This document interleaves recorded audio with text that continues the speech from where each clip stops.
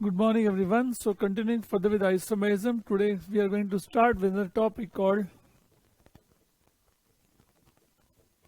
structural isomerism या फिर constitutional isomerism. Structural isomerism में क्या होता है कि molecular formula same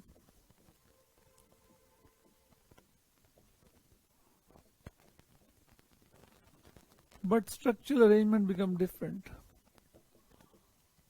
Structure arrangement in the compound become different. Structure arrangement उनमें अलग हो जाती है। It is a following type.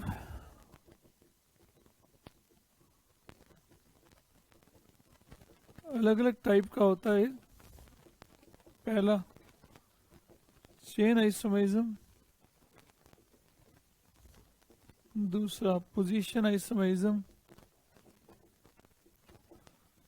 तीसरा metamerism, fourth functional isomerism, fifth ring chain isomerism,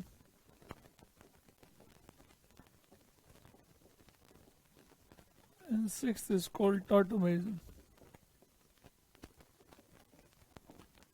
सो अलग अलग टाइप हैं इसके जिसको हम वन बाय वन इलेबोरेट करेंगे। तो फर्स्ट है क्या, chain isomerism, position, metamerism, functional isomerism, ring chain isomerism and detail में आएगा टॉपिक कॉल्ड टॉटोमेरिज्म।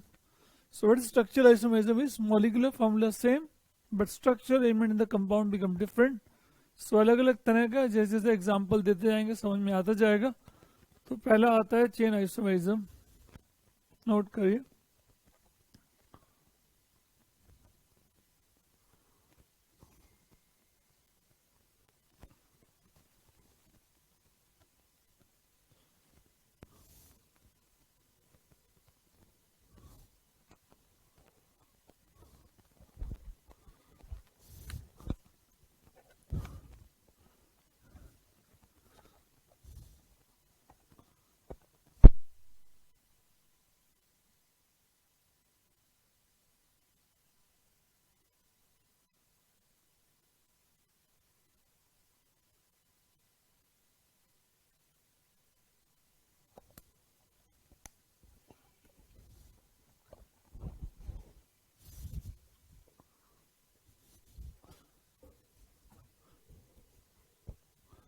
फर्स्ट आता है इसमें chain isomerism.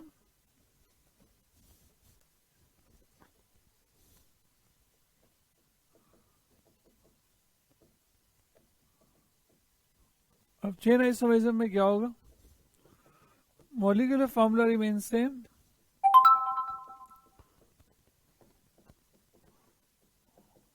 But chain length become different. Molecular formula same रहता है बट चेन लेंथ अलग हो जाती है। फॉर एग्जाम्पल, फर्स्ट एग्जाम्पल दे तो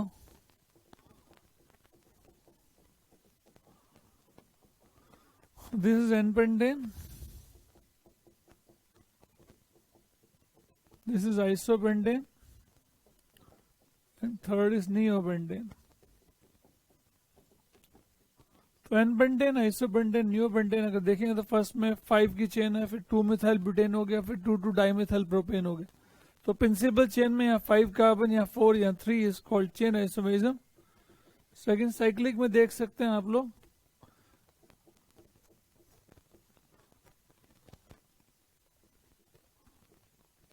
अब टोटल कार्बन नंबर सेम है लेकिन इधर 6 की चेन है पेरेंट, इधर 5 की, इधर 4 की, is called chain isomerism.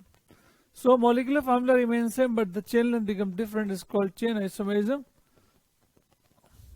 Mainly तो प्रिंसिपल चेन लेंथ में डिफर आता है, पर कभी कभी ऐसा भी होगा कि प्रिंसिपल चेन लेंथ सेम रहेगी, साइड चेन बदल जाएगी, तो चेन लेंथ बदल जानी चाहिए। So very easy, molecular formula same रहता है but chain length become different, is called chain. तो एग्जांपल है ये एन-पेंटेन हो गया, सिर्फ पेंटेन बोल सकते हैं, ये आइसोपेंटेन हो गया, ये नियोपेंटेन हो। अब ये साइक्लोहेक्सेन, साइक्लोपेंटेन, ये साइक्लोब्यूटेन का डेरिवेटिव है, साइक्लोब्यूटेन का कंपाउंड है. तो carbon, total carbon should remain same, तो molecular formula remain same but the chain length become different, is called chain isomerism. Next आता है position isomerism.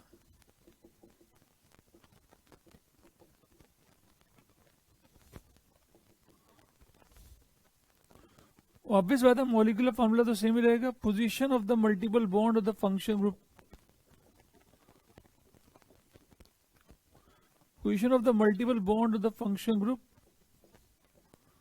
become different. But सबसे इंपॉर्टेंट बात रहती है क्या, विथ सेम कार्बन स्केलेटन. सबसे important word है इसमें विथ सेम कार्बन स्केलेटन. मतलब कार्बन का जो स्केलेटन है ना, जो बेसिक स्ट्रक्चर है वो सेम रहना चाहिए. तो सबसे इंपॉर्टेंट बात है कि with same carbon skeleton. Difference समझेगा, डिफरेंस क्या है. फंक्शनल ग्रुप, जैसे हमने बोला कि सबसे इजी केस पढ़ाऊं तो इज अ प्रोपेन 1 ओल, ओनली प्रोपेन 2 ओल. सो दिस इज प्रोपेन 1 ओल, प्रोपेन 2 ओल. तो सबसे इंपॉर्टेंट बात क्या है इसके आइसोमेरिज्म को पहचानने के लिए, नेम को देखोगे तो नेम एग्जैक्टली कॉपी आएगा, सिर्फ क्या चेंज होंगे, डिजिट्स चेंज होंगे. तो नेम एग्जैक्टली सेम है, सिर्फ डिजिट चेंज होंगे, इज कॉल्ड डेफिनेटली पोजीशन है. अब नेम सेम आएगा, वर्ड सेम आएंगे, तभी सेम आएंगे जब कार्बन का skeleton, overall structure of carbon same है. तो प्रोपेन 1 ओल और प्रोपेन 2 ओल एग्जाम्पल है इसका. ये पहला एग्जाम्पल हो गया. दूसरा समझ सकते हैं ये 1,2 dimethyl cyclohexane, 1,3 dimethyl cyclohexane, 1,4 dimethyl. तो ये 1,2 है, ये 1,3 हो गया, ये 1,4 हैं सारे. क्या हैं, तो सारे dimethyl cyclohexane. So dimethyl cyclohexane is a common entity है, राइट. तो structure will remain same, methyl है तो मिथाइल ही रहेगा, और प्रोपेन 1 ओल तो प्रोपेन 1 ओल, प्रोपेन ऑल है तो प्रोपेन ऑल ही रहेगा, सिर्फ नंबर चेंज हो. जैसे ब्यूट 1 इन और but 2 ene is called as position isomerism. So with the same carbon skeleton, if the position of the multiple bond of the function become different, is called position isomerism. Third आता है metamerism. अब metamerism क्या है, in a compound having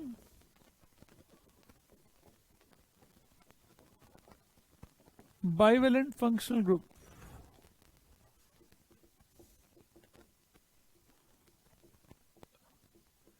if number of carbon atom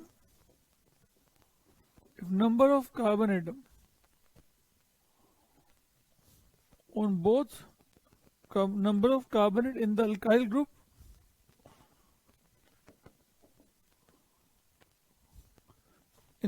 group on both side of functional group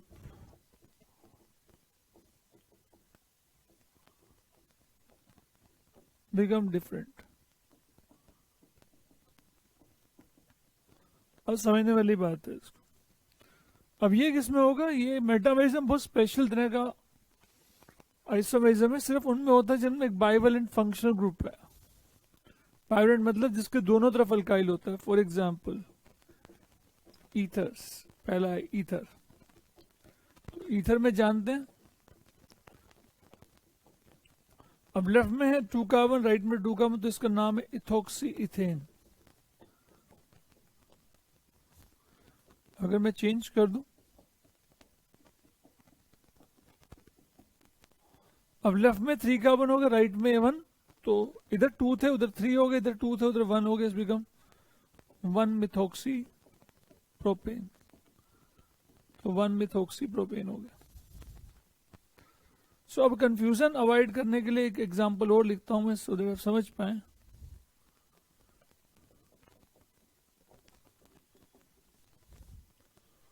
अब इसको देखेंगे तो ये क्या है,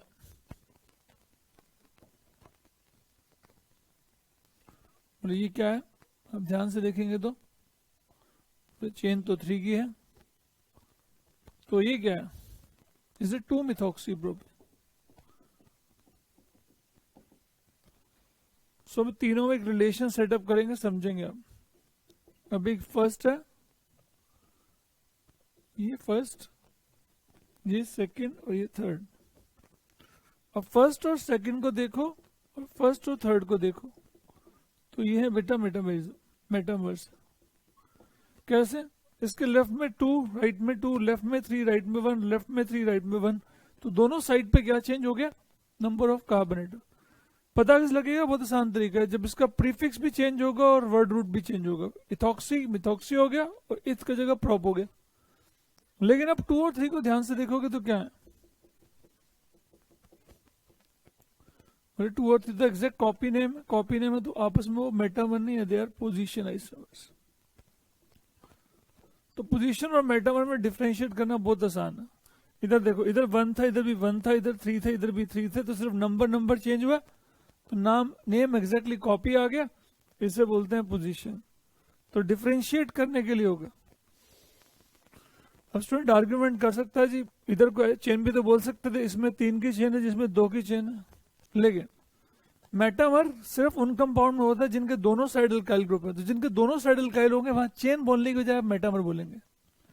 तो metamer is a special class of isomerism जो सिर्फ किसमें होता है, जिस फंक्शन ग्रुप में दोनों साइड में अल्काइल ग्रुप होते हैं। तो एग्जांपल लिया हमने ईथर, और एग्जांपल लेंगे तो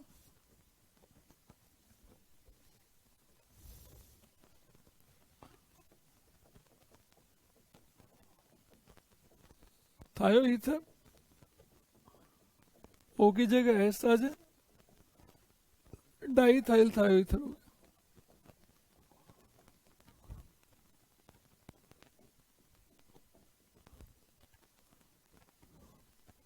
थोड़ा सा इधर लिख देते हैं, हाइड हो गया।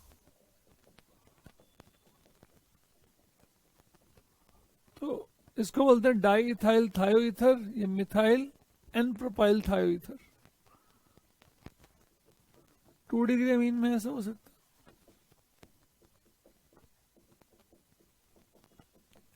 तो जिनमें भी दोनों साइड में अल्काइल ग्रुप होता है उनमें ऐसा हो सकता है।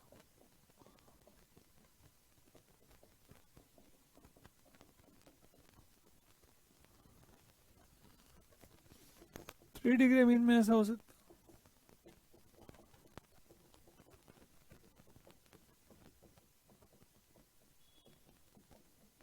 अब इधर एक कार्बन कम करके उधर बढ़ा लें, तो फंक्शन ग्रुप के दोनों साइड पे अल्काइल होना जरूरी है। ऐसा एस्टर में हो सकता है,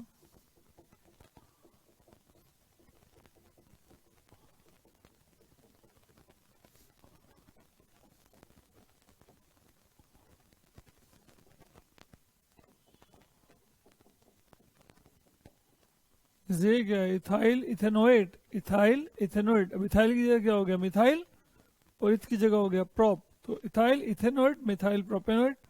सो जब प्रीफिक्स भी चेंज होगा और वर्ड रूट भी चेंज होगा, इसको बोलते हैं मेटामेरिज्म। एक एग्जांपल और है, यहां तक नोट करिए।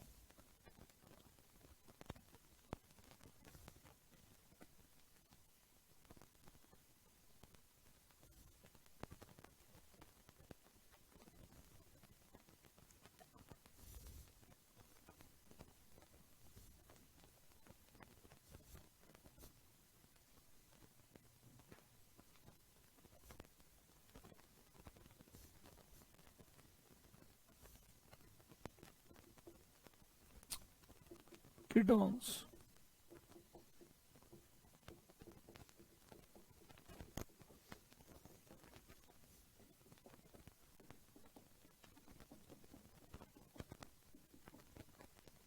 अब कीटोन में क्या है, इधर 1 कार्बन, इधर 3 कार्बन, उधर 2 कार्बन, उधर 2 carbon, right. But in ketone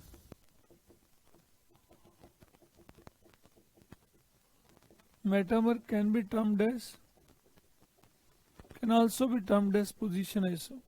सिर्फ इस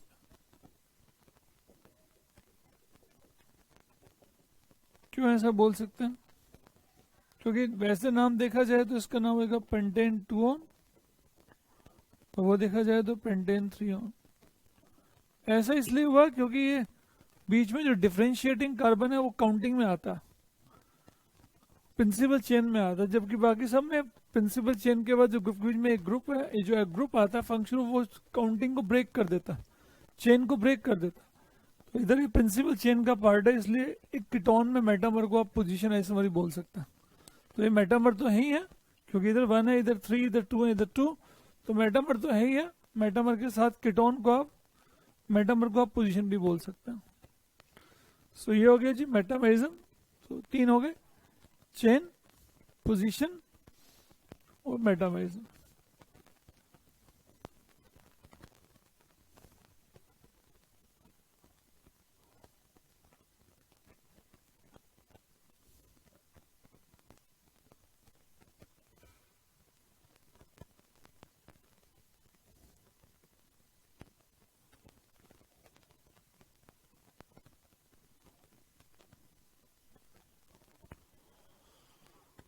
उसके बाद आता है functional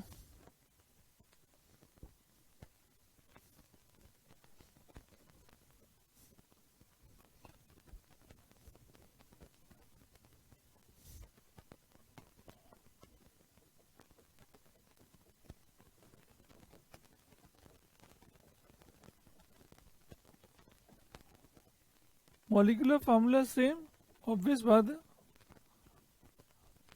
but functional group become different.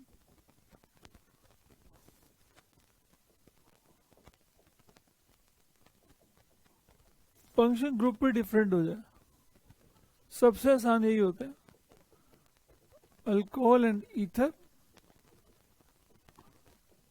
CH3CH2OH, ये इथेनॉल है, कंपाउंड ये अलग हो जाएगा. Aldehyde ketone,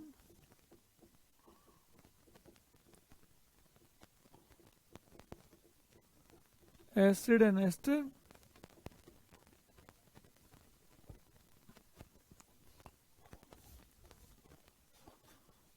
fourth nitrile and isonitrile, nitro and nitrite, जैसे अल्डिहाइड कीटोन है. अब कीटोन कम से कम 3 कार्बन में होता है, तो अल्डिहाइड भी 3 वहां तो लेना ही पड़ेगा आपको, 3 कार्बन में.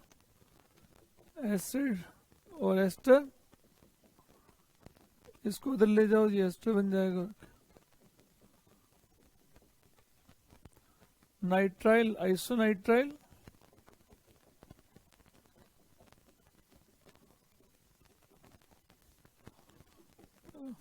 नाइट्रो एंड नाइट्राइट,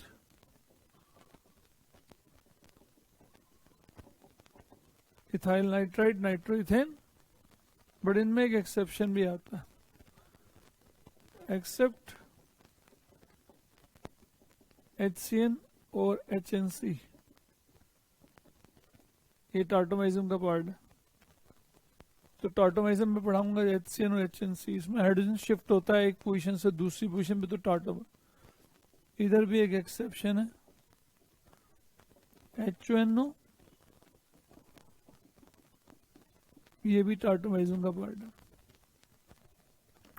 तो एक एक्सेप्शन है. फिर आते हैं डाइन, केमुलिन्स एंड अल्काइंस. अब डाइन्स, ये डाइन,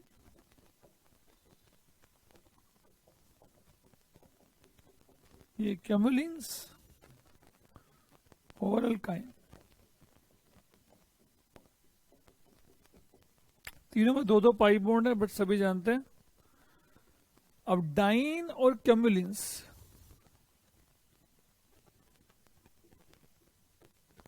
देखने में स्टूडेंट को लग सकता है बोले जी ये तो है ब्यूटा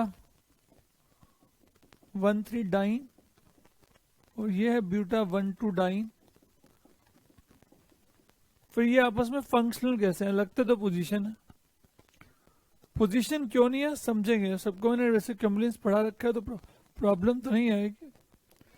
इसमें सारे कार्बन sp2 हैं, इसमें एक sp3 हो गया, ये sp2 हो गया, ये sp हो गया और ये sp2 हो गया। तो देखने में एक जैसे लगते हैं बट प्रॉपर्टीज अलग अलग शो करते हैं। समझाया था ये सारे प्लेनर है, सारे के सारे एक प्लेन में है, बट ये सारे एटम एक प्लेन में नहीं होते। तो डाइन और cumulenes they are not position isomer, ये पोजीशन आइसोमर नहीं है, दीज आर फंक्शनल, क्योंकि सारी कार्बन का स्केलेटन एक जैसा नहीं। तो पोजीशन होने के लिए पहली कंडीशन है कार्बन स्केलेटन एक जैसा होना चाहिए। तो alcohol, ether, aldehyde, ketone, acid, ester, nitrile, isonitrile, nitro nitrite. क्यों पता होना चाहिए टॉपिक? जब प्लस 2 में क्वेश्चन कर रहे होंगे तो फॉर्मूला बोलेगा मेरे पास, जैसे मान बोल दिया C3H6O। अब C3H6O सिंगल ऑक्सीजन वाला, तो सिंगल ऑक्सीजन वाले क्या हो सकते हैं? बोले अल्कोहल हो सकते हैं, ईथर हो सकते हैं, अल्डिहाइड हो सकते हैं, कीटोन हो सकते हैं। तो जो अल्डिहाइड बना लेगा वो, जो अल्डिहाइड के फॉर्मूले को सेटिस्फाई करेगा वो कीटोन के फॉर्मूले को जरूर सेटिस्फाई करेगा। तो ये है फंक्शनल। एक और बहुत इंपॉर्टेंट आता है वो इसके बाद लिखता हूं, देखिए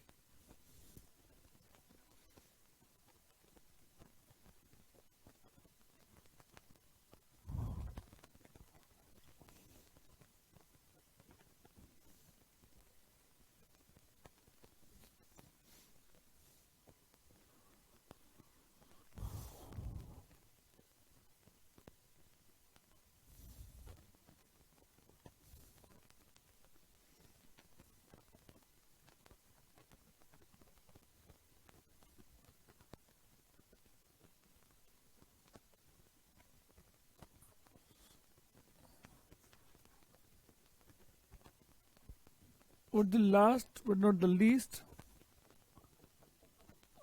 ये बहुत इंपॉर्टेंट है, अल्कोहल एंड फिनोल। अल्कोहल और फिनोल भी आपस में फंक्शनल होता है। जैसे ये है अल्कोहल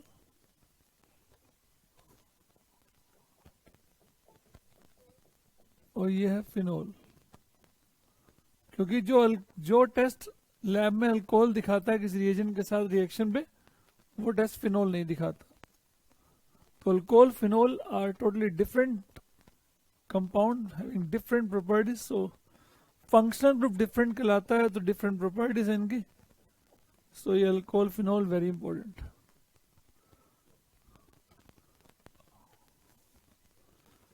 ऐसा सिर्फ अल्कोहल फिनोल में होता है कि एलिफेटिक और एरोमेटिक की अलग अलग प्रॉपर्टीज, ऐसा बाकी कंपाउंड में नहीं होता। तो ये बहुत स्पेशल अल्कोहल एंड फिनोल। फिर लास्ट आता है इसको फिफ्थ, लास्ट तो नहीं हो सकता, ring chain isomerism.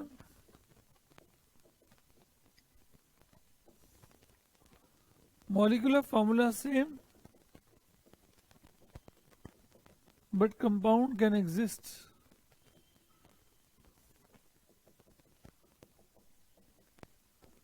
in cyclic as well as open chain. Compound cyclic और ओपन चेन फॉर्म में एग्जिस्ट कर सकते।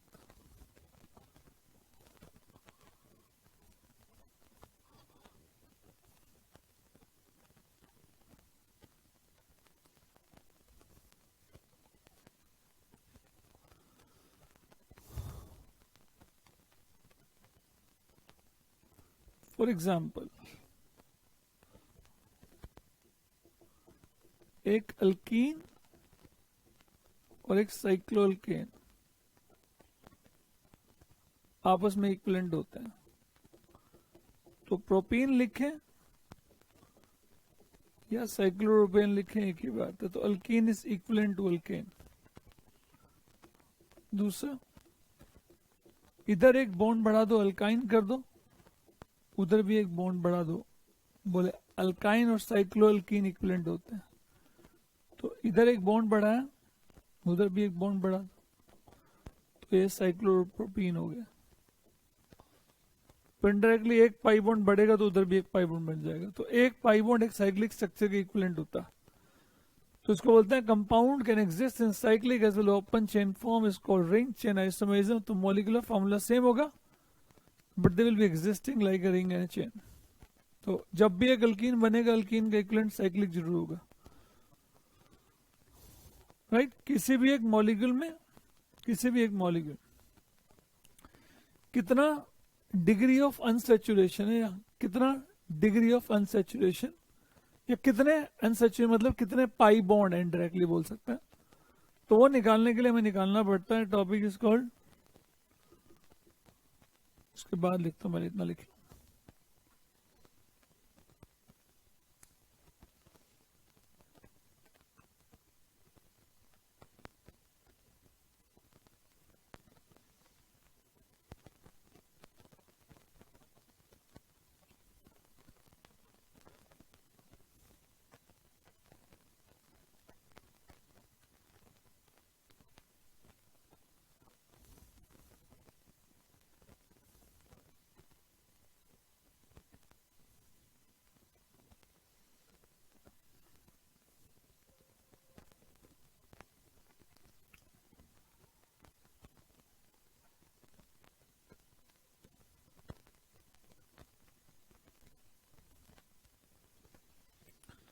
सबसे नेसेसरी, सबसे पहले आपको आना चाहिए किसी भी कंपाउंड के आइसोमर लिखने के लिए, सामने किसी भी कंपाउंड के आइसोमर लिखने आ जाए तो सबसे पहले निकालिए उसमें डबल बॉन्ड इक्विवेलेंट।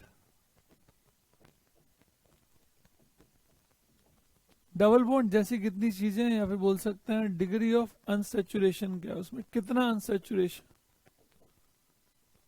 निकालने का फॉर्मूला होता है summation of n v minus 2 by 2 plus 1, where n represent number of atom, v represent valency of atom,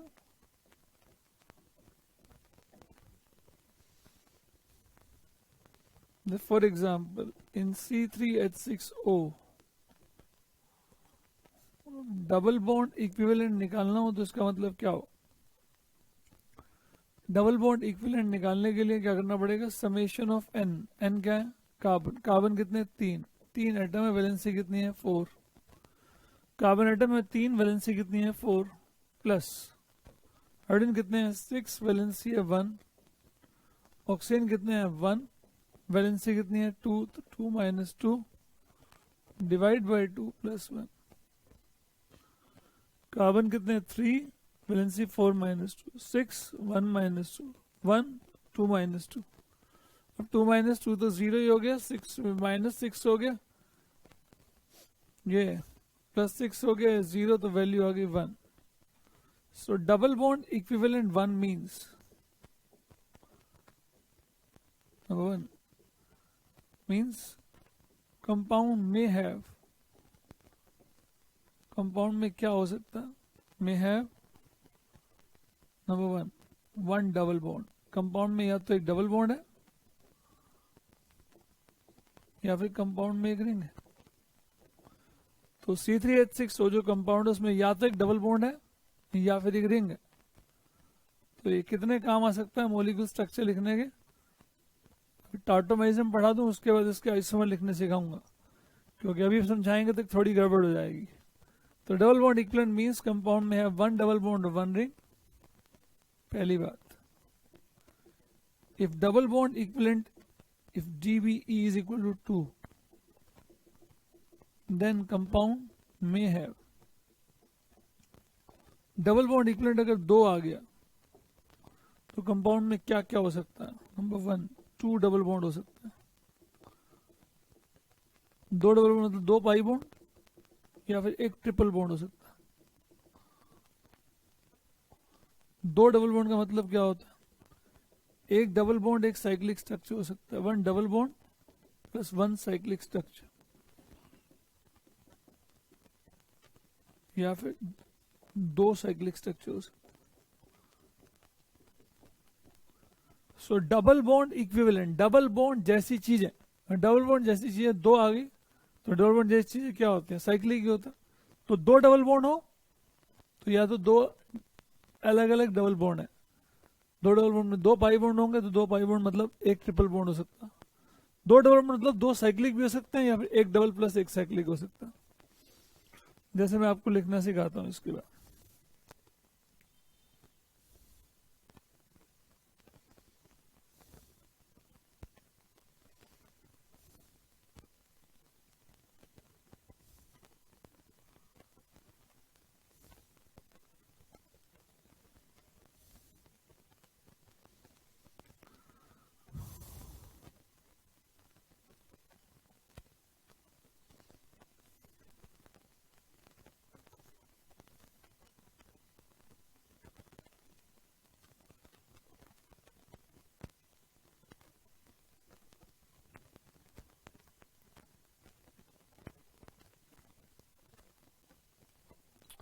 जैसे मैं एक मॉलिक्यूल को समझा रहा हूँ, फिर ये बात क्लियर हो जाएगी कैसे स्ट्रक्चर बनता है। जैसे पेपर IIT एग्जाम में आया, कहता है इन मॉलिक्यूल C4H6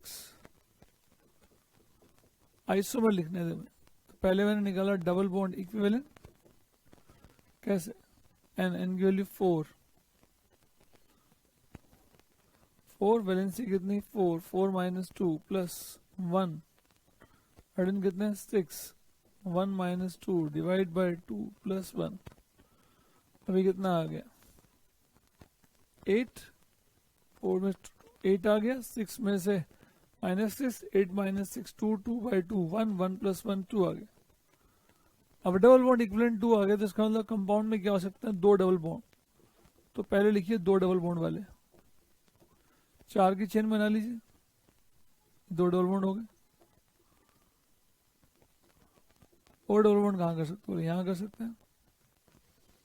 वैलेंसी पूरी करके देख लो,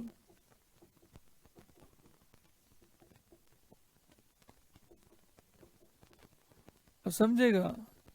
इसमें आप दो डबल बॉन्ड नहीं लगा सकते कहीं भी, क्योंकि जैसे ही डबल बॉन्ड लगाएंगे इसकी वैलेंसी पूरी हो जाएगी, तो यहाँ कोई और डबल बॉन्ड नहीं लगा पाएंगे, तो सीधा चेन वाला ही बनेगा 4। अगर 5 कार्बन होते तो चेन वाला सोचते, तो सोचने से आ रहे हैं। तो ये हो गए दो डबल बॉन्ड वाले। फिर आया कंपाउंड में क्या हो सकते हैं, एक ट्रिपल बॉन्ड बनाइए, एक ट्रिपल बॉन्ड। और ट्रिपल बॉन्ड या तो यहाँ हो सकता या फिर यहाँ हो सकता, बैलेंसी पूरी कर लेंगे।